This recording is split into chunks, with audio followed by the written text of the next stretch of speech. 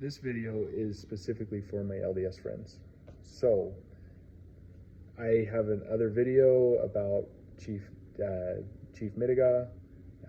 This is kind of a follow-up to that because I took an opportunity this last week to go actually meet Chief Midegah.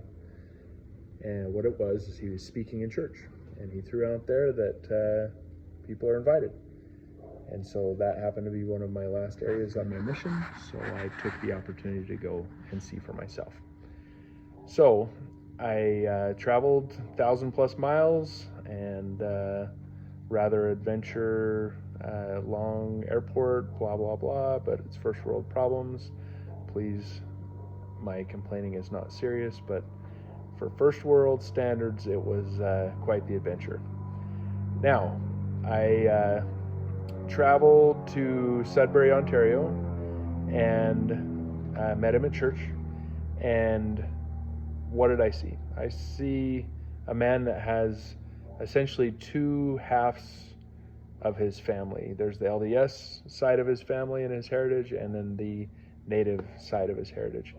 And what I saw on the LDS side specifically, because I feel like that's my tribe, that's my people, I understand that, is he was showing proper respect. So he was, he renewed his temple recommend. He's talking to, actually there was a mission leader, one from the mission presidency that was there. He's talking to him. He's talking to the missionaries, just encouraging the different members.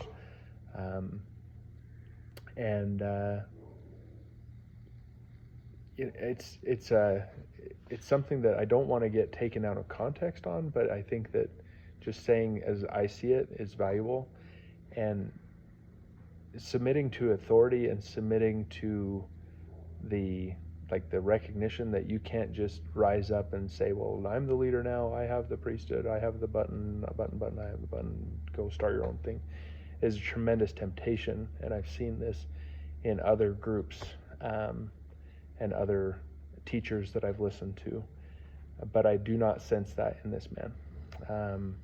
I saw him talking to a stake leader and the Stake High Council, talking about submitting something to church headquarters. I don't know the details. I wasn't privy to that, but they were talking. So he's working through the proper channels to communicate to the leadership of the church. I'm so whether or not that's always been the case or that's now the case, I'm just telling you what I saw personally. So those were conversations I saw. The temple recommend review, I saw him go for that. And like I say, I sat next to him in church and we took the sacrament together. Like, he was showing respect to what we have. Now, I think that is sufficient for the LDS report. As far as his other half of his family, the native side of his family and of his message, I find is fascinating. He was talking about going to a tribal gathering with different tribal leaders. There was another woman that's actually his fiancée, that she went with him, and so she was telling the same stories. They're talking about meeting different people and the conversations and kind of the organization, and her needing to go sit on the other side with the women, and because the women sit separate, and but they were showing respect. Once again, I find that tremendously valuable. He's not just trying to say, I'm the leader here, and demand to be the one speaking. He's giving the elders within his native community the respect that they deserve and that they need. And he has a message for the people, and he's reaching out with it. And it's a message of renewal, of gathering, of reuniting, restoring their language, using their language.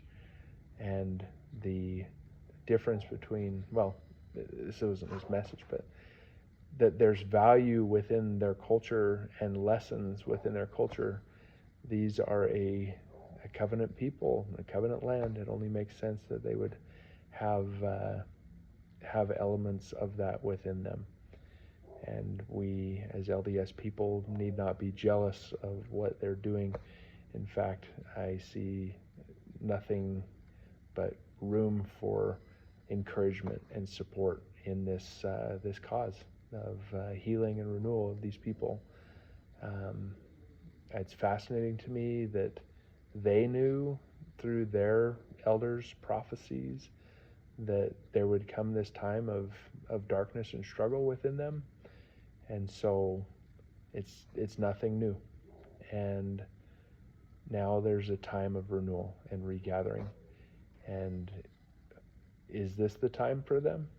It's not for me to say. That's not my place to say in any way, shape, and form. That's for them. But it is appropriate for me to be hopeful and encouraging and pray for this renewal. I think that these people need healing. And the idea that there's a movement within them is just fascinating. I actually had an interesting other experience. I ran into another member, who's a really close friend of mine, that is actually half Native. And I asked her what she knew of her Native heritage, and she told me how essentially her Native heritage, she knows nothing because her family rejected it because they didn't want to get put in boarding schools, and it was seen as such a shameful thing. But she always stood with pride, but it was definitely looked at as a shameful thing within culture. And she talked about how she's fascinated how there's a movement within society that people are seeking out their Native roots. And she's feeling that within herself. And isn't that this spirit of renewal? The idea that this is kind of a groundswell within the culture is really interesting. Now, whether or not Chief Midegah is going to be a key part of that or somebody else, I don't necessarily care, other than he seems like a really nice guy. Okay, can't help but cheer for somebody that treats you with respect and kindness.